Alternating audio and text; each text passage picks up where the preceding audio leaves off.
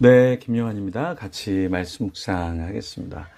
기독교는 무소유를 주장하는 그런 종교일까요? 아니면 기독교는 어떤 종교일까요? 우리가 그것을 좀 오늘 살펴보겠는데요. 특별히 요한일서 2장 16절에서 18절 말씀 같이 살펴보겠습니다. 먼저 16절에서 18절 읽어보겠습니다. 이는 세상에 있는 모든 것이 육신의 정욕과 안목의 정욕과 이생의 자랑이니 다 아버지께로부터 온 것이 아니요 세상으로부터 온 것이라.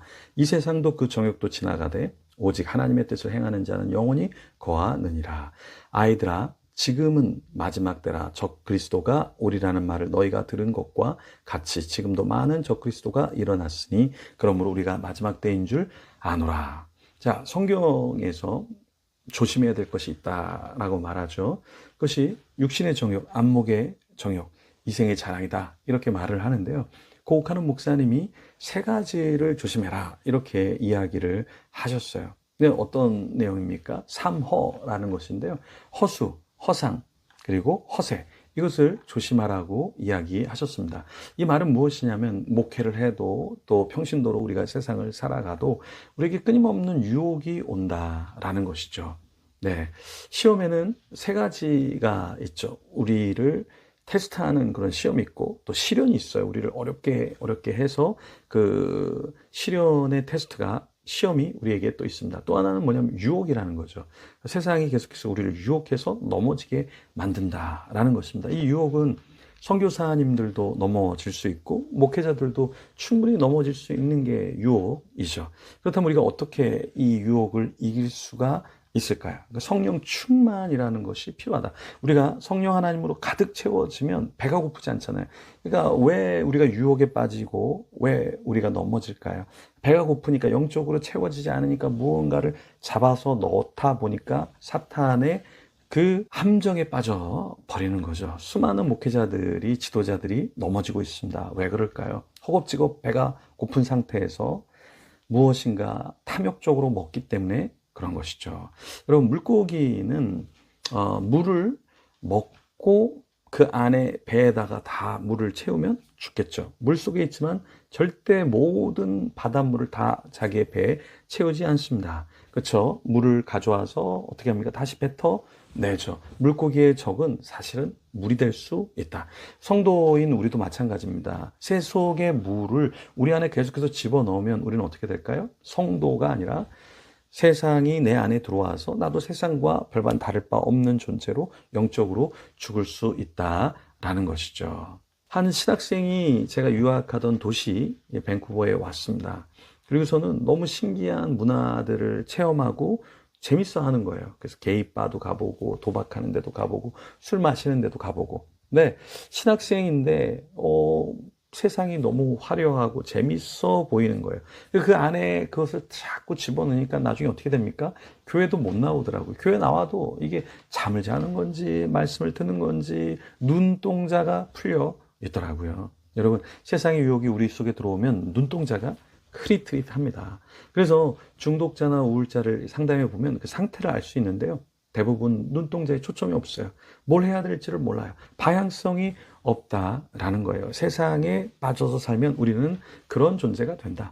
사실 우리는 어떤 존재가 돼야 되냐면 로마서 12장 2절에 너희는 이 세대를 본받지 말고 오직 마음을 새롭게 함으로 변화를 받아 하나님의 선하시고 기뻐하시고 온전하신 뜻이 무엇인지 분별하도록 하라.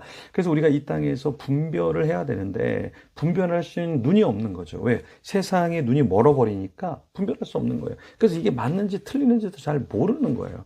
여러분, 예전에 지존파라고 하는 그 깡패와 같은 무리들이 있었죠. 그 일당들이 사람을 먹고 사람을 처참하게 죽였어요. 그러니까 개인적으로 한 명 한 명을 보면 괜찮은데 이들이 함께 뭉쳐 있으니까 엄청난 파괴력과 폭력성을 보였던 것이죠. 우리도 똑같습니다.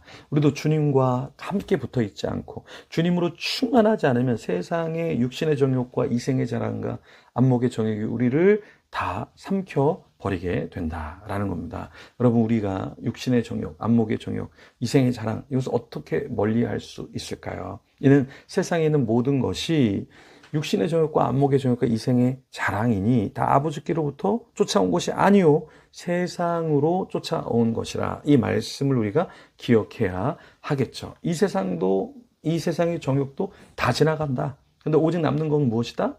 주님만 남는다. 이걸 여러분 우리가 기억해야 합니다.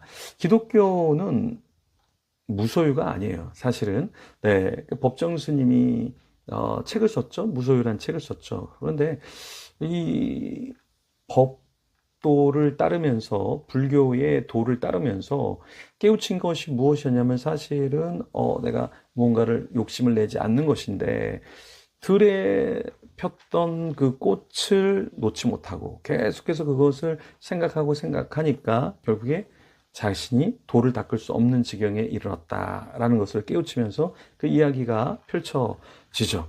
우리도 마찬가지입니다. 우리가 하나님 앞에서 세상이 내 속에 들어오고 그 세상이 나를 잠식시켜버리고 죽이려고 하는 것이 중요한 게 아니라 정말 내가 하나님의 소유고 하나님의 소유로 하나님이 주신 것을 내가 어떻게 나눌까? 이것을 고민하는 존재가 주님이 기뻐하는 그런 존재겠죠. 우리는 자랑하고 싶어 해요. 그렇죠? 그리고 또 우리는 어떤 존재입니까? 더 많이 붙잡고 싶어 하죠. 근데 너무 많이 붙잡기 때문에 문제가 된다. 성인병의 문제가 뭡니까? 필요 없는 음식을 더 많이 섭취하고 필요 없는 것을 너무나 편안을 추구하다 보니까 나중에 어떻게 돼요? 몸이 불어나고 성인병에 걸리고 결국에는 스스로가 스스로를 죽이는 자기 자신을 죽이는 지경에 빠지게 되는 것이죠. 우리 이 시간에 조금 더 우리 자신을 주님께 내어드리고 기독교는 무소유가 아니에요. 소유한 것을 안 갖는 게 아니라 가진 것을 더 나누는 거죠. 네, 하나님의 나라에 더 드리고 우리 필요한 주위에 있는 지체들에게 나누는 것이 기독교의 정신이다. 무소유가 아니라 더 나눔이죠. 그렇게 나누기 위해서는 욕심을 내려놓아야 하겠죠. 저도 그렇고 여러분도 그렇고 욕심이 잉태하면 죄를 낳고 그 죄가 사망에 이르게 하는 것이죠. 그래서 더 내려놓을 수 있도록 같이 기도하며 나아가겠습니다. 조금 욕심을 내려놓으세요. 저도 욕심을 내려놓겠습니다. 우리 같이 서로 욕심을 내려놓을 수 있게 해주세요 하고 기도하며 주님 앞에 나아가겠습니다.